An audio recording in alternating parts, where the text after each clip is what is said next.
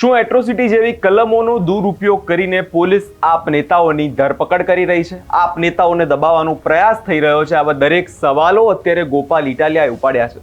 શું ને સમગ્ર મામલો તેની વિગતે ચર્ચા કરીશું. નમસ્કાર, હું છું પ્રથમ મોદી, આપ જોઈ રહ્યા છો નિર્ભય ન્યૂઝ. કચ્છમાં થોડા સમય પહેલા જનતા રેડ કરીને દારૂના અડ્ડા પર જે છે આપ નેતા દ્વારા જે છે વિરોધ કરવામાં આવ્યો હતો અને જે બાદ હવે આપ નેતા સામુ જ પોલીસ ફરિયાદ નોંધાઈ ગઈ છે. જો વિગતે ઘટનાની વાત કરવામાં આવે તો આપ નેતાએ જે છે જનતા રેડ કરીને દારૂના અડ્ડાને ઉજાગર કર્યો હતો, પરંતુ જે છે આ મામલે હવે આપ નેતાની ધરપકડ કરવામાં આવી રહી છે અને તેની સામુ જ એટ્રોસિટીની કલમ જે છે દાખલ કરી દેવામાં આવી છે. જે મુદ્દે હવે ગોપાલ ઇટાલિયા મેદાને આવ્યા છે. સૌપ્રથમ સાંભળી લે કે ગોપાલ ઇટાલિયાનું આ વિષયમાં શું કહેવું છે.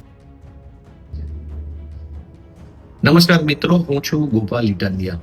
આજે એક મહત્વની બાબત ગુજરાતના લોકોને જણાવવી છે કે ગુજરાતની અંદર દારૂબંધીનો વિરોધ કરો, દારૂ વેચનારાનો વિરોધ કરો એટલે દારૂ વેચનારા કરતા પણ પોલીસને વધારે ખોટું લાગી જાય છે.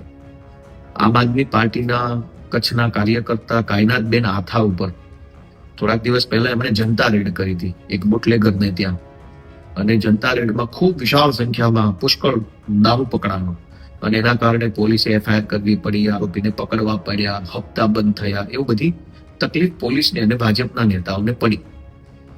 2-3 દિવસ પહેલા જે જનતા રેડ કરી હતી એ ઘટનાને હાથો બનાવી, કોઈ દલિત સમાજના મહિલાને હાથો બનાવી પોલીસે આજે એમની ધરપકડ કરી લીધી છે એટ્રોસિટી એક્ટ પ્રમાણે.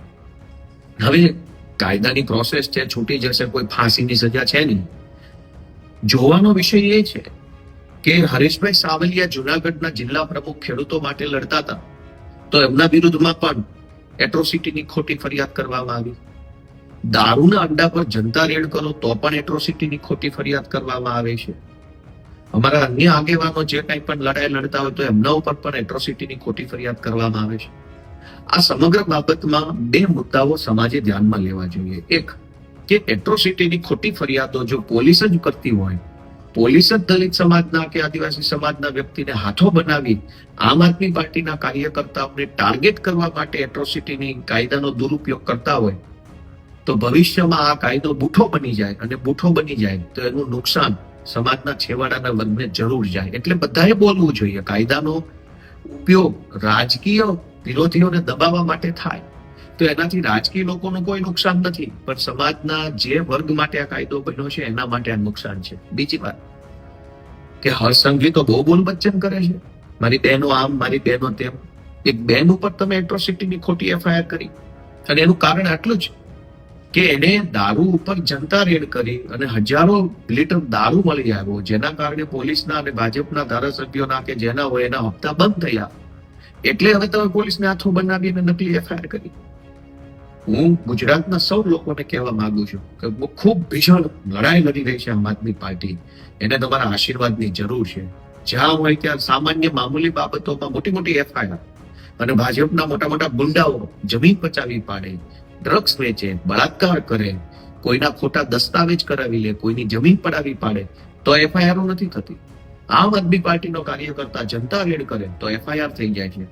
આ સંઘર્ષમાં ગુજરાતના સૌ લોકો જાગૃત બની આમ આદમી પાર્ટીને સાથ આપે એવી અપેક્ષા છે.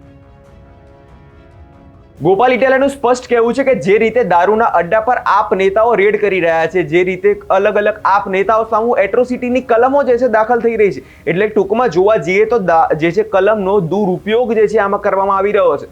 એટલે સ્પષ્ટપણે વાત તો અત્યારે એ થઈ રહી છે કે જે આપ નેતા કાયનાત અંસારી દ્વારા જે દારૂના અડ્ડા પર રેડ કરવામાં આવી, આમાં ખરેખર તો બુટલેગરની ધરપકડ થવી જોઈએ, પરંતુ આમાં ધરપકડ થાય છે કોની?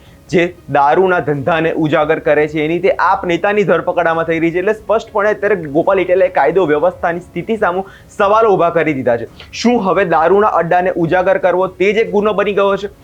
ગોપાલ ઇટાલિયાએ સ્પષ્ટપણે જણાવ્યું કે જે હરેશ સાવલિયા છે અને તે જ રીતે હવે કાયનાત અંસારી, તેમની સામે અલગ અલગ રીતે આપ નેતાઓ સામે જે છે ખોટી કલમો દાખલ કરીને જે છે ફરિયાદો નોંધવામાં આવી રહી છે. એટલે ક્યાંક ને ક્યાંક લોકોને જે છે દબાવવામાં આવી રહ્યા છે. પોલીસ આ કાયદાનો ખોટો ઉપયોગ કરી છે જેવા આરોપો પણ ગોપાલ ઇટાલિયાએ લગાવ્યા છે.